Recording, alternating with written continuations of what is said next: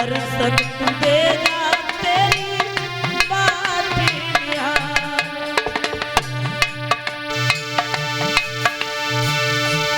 सबको ज्ञान सिखाने वाली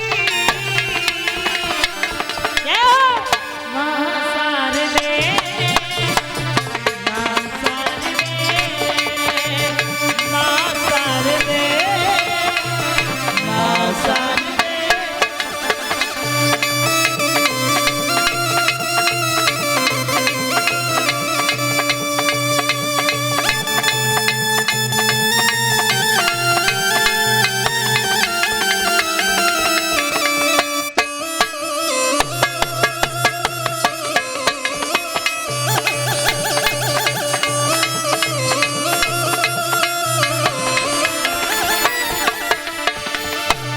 सबकी बिगड़ी बनाने वाली लटवाली तेरा मां शारदे, मां शारदे, मां शारदे,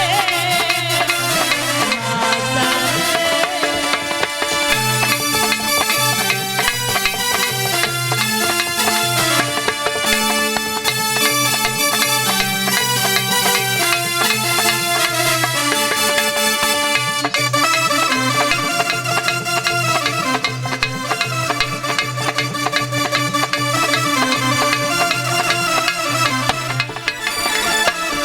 और भक्त कहता है भैया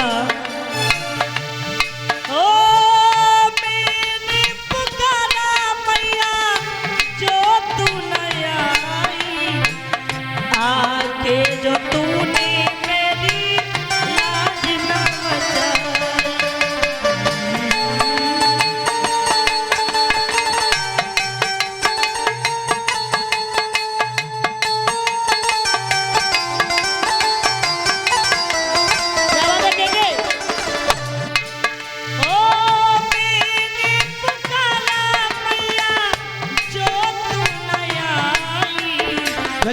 आके जो तूने मेरी लाज ना बचाई।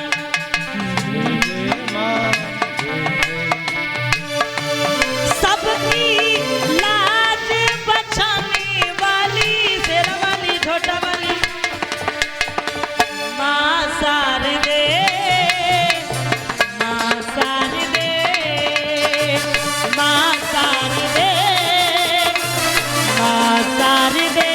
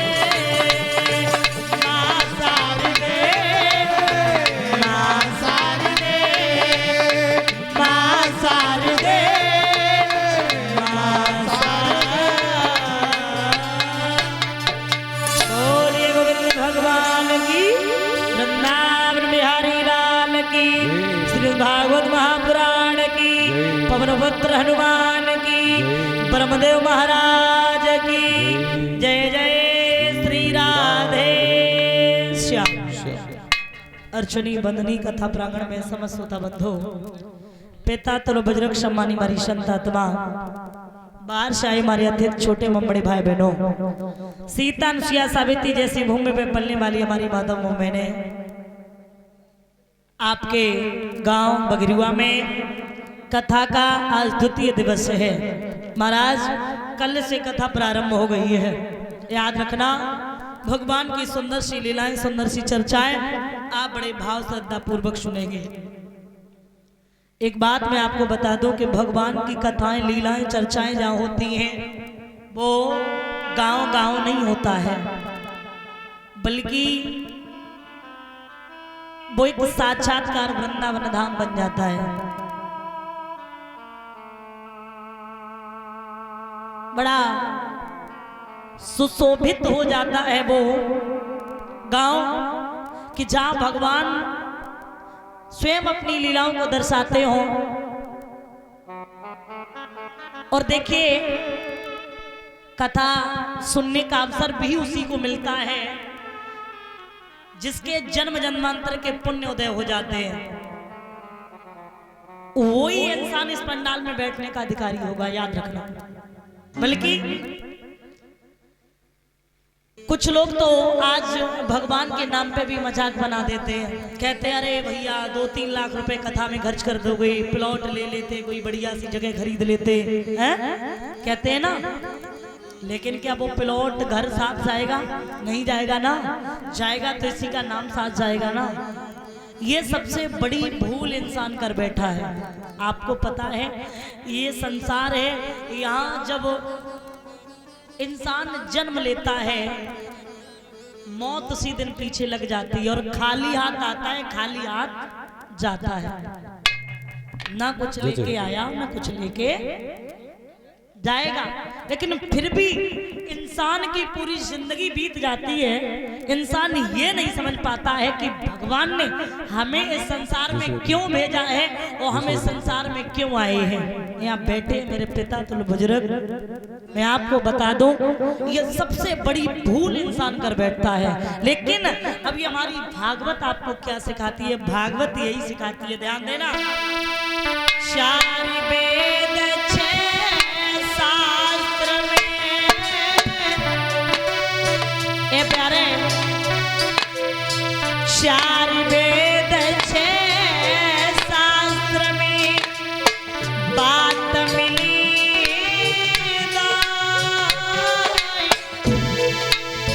दुख दीना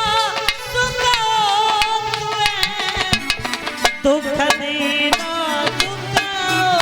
मेरे दादा, दुख दीना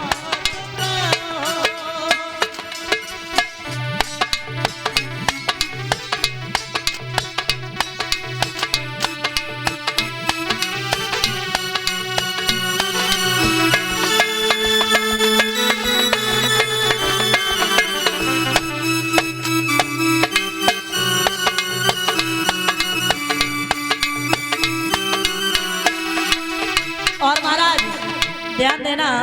इस संसार में मनुष्य जन्म लेता है, आता है और जाता है। यहाँ जन्म है तो मरण भी है, लेकिन मरने के बाद प्रत्येक इंसान की जुबान पे अगर उसका नाम आता हो कि बहुत अच्छा इंसान था, चला गया। लेकिन यहाँ एक बात और लिखी है, जरा गौर करना। कबीरा जवान पैदा भये, कबीरा जवान पैदा भये, जगह लेकिन कहना यही है, ऐसी करनी करी चलो हम हंसी जगह रोई रे भैया, हम हंसी जगह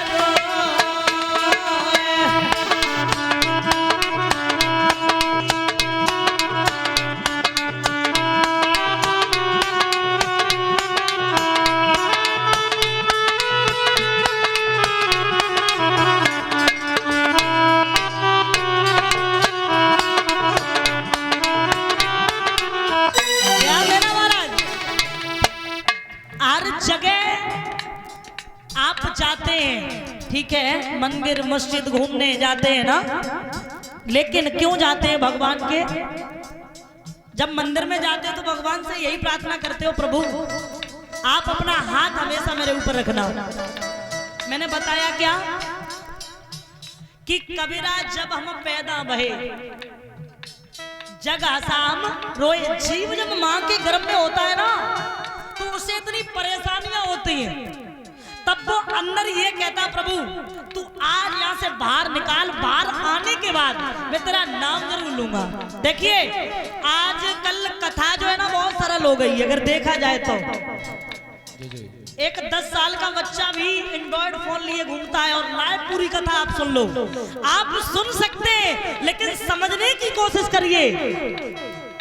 कथा हो रही है, आप सुन रहे हैं, लेकिन एक एक शब्द पे गौर करिए कि जब तक आप उसे समझेंगे नहीं तो फिर आप कथा का महत्व ही आपको समझ में नहीं आया। कथा होती क्या है वो आप वैसे भी बगरुआ में मैंने सुना है कि कथाएं होती रहती है ना। और आजकल कथाएं बहुत होती हैं, लोग कथाएं बहुत करा रहे हैं, लेकिन लोगों ने कथा को एक टाइम पास करने का ग्रंथ समझ लिया।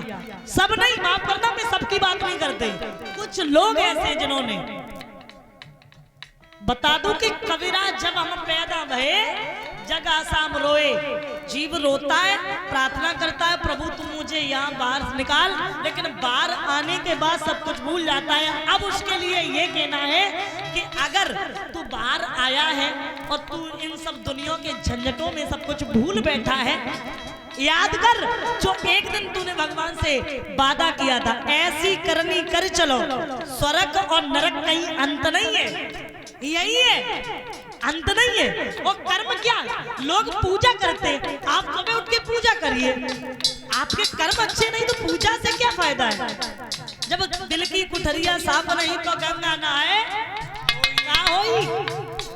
आप कितनी भी पूजा करिए, मैं कहती हूँ आप कभी पूजा मत करो।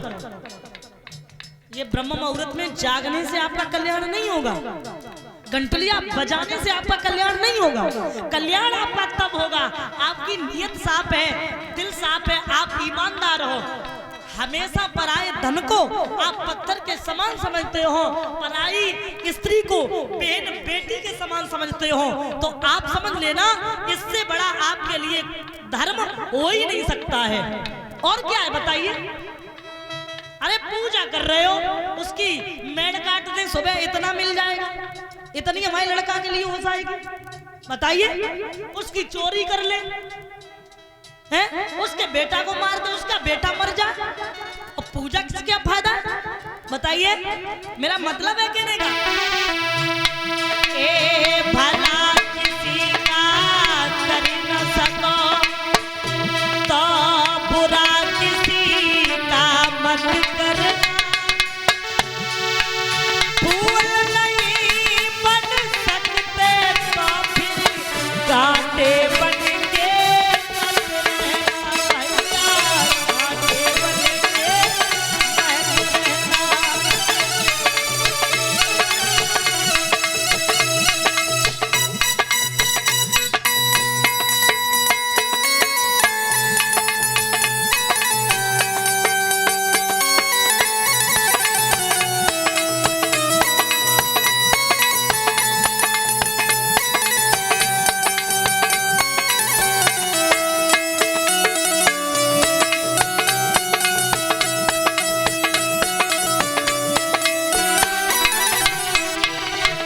इसलिए ये जिंदगी आपकी व्यर्थ बीती जा रही है। बेटों के लिए ये कर लें, वो कर लें, खुद अपने लिए कब करोगे। आप अगर बचपन पे भगवान का भजन करोगे, महाराज मैं बता दूं तो अमृत के समान माना गया है, और अगर आप जवानी पे करेंगे तो वो दूध और घी के समान माना गया, और अगर आप बुढ़ापे पे भजन करेंगे तो वो पानी के समान माना गया है। इसलिए भजन बिना बावरिया क्यों बिरथा जन्म गवावे, भजन बिना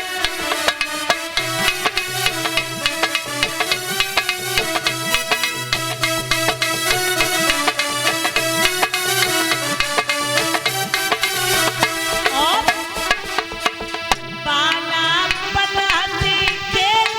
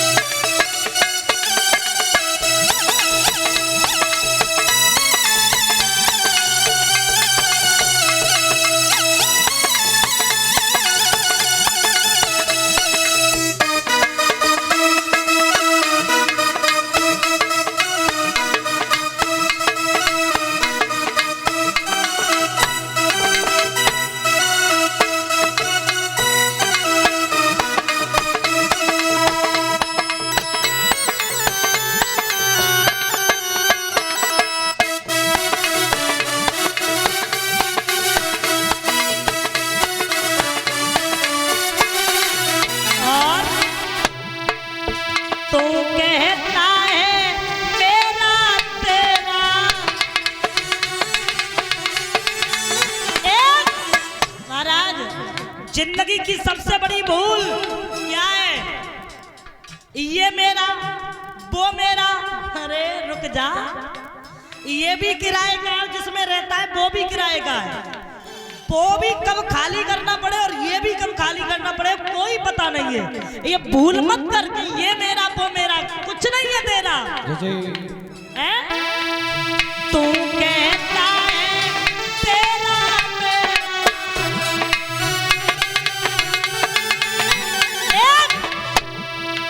ये तो चिड़िया रेन बसेरा।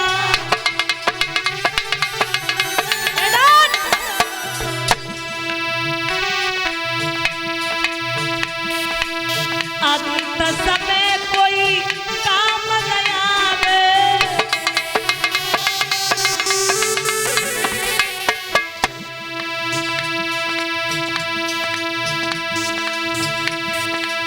अंत समय कोई काम गया वे,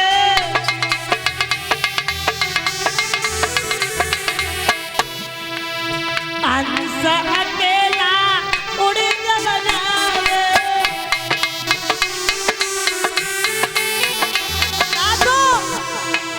बजने सावरिया क्यों बिरथा जन्म गवावे, बजने सावताली। क्या बात है?